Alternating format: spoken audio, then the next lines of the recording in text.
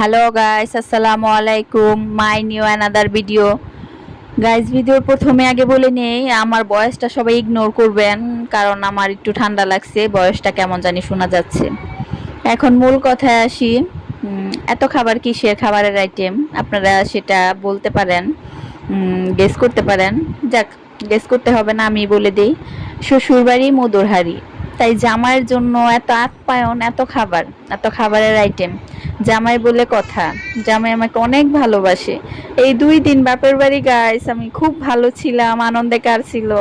আমার জামাই সহ্য হলো না, তাই আমাকে নিয়ে এসে পড়লো আমার শ্বশুর বাড়ি।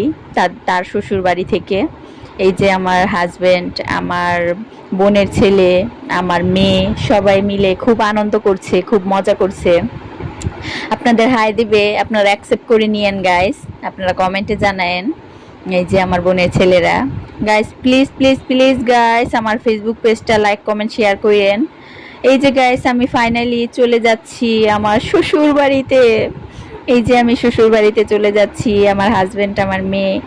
গাইস দেখেন, সন্ধ্যার সময় নদীর পাড়, খুব সুন্দর লাগছে, খুব নাইস একটা ভিউ, অনেক সুন্দর লাগছে।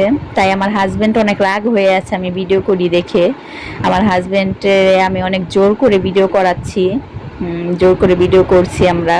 আমাদের হাতগুলি গাইস খুব নাইস লাগছে, এই ভিউটার মধ্যে খুব সুন্দর লাগছে। ফাইনালি আমরা বাসায় চলেই আসলাম।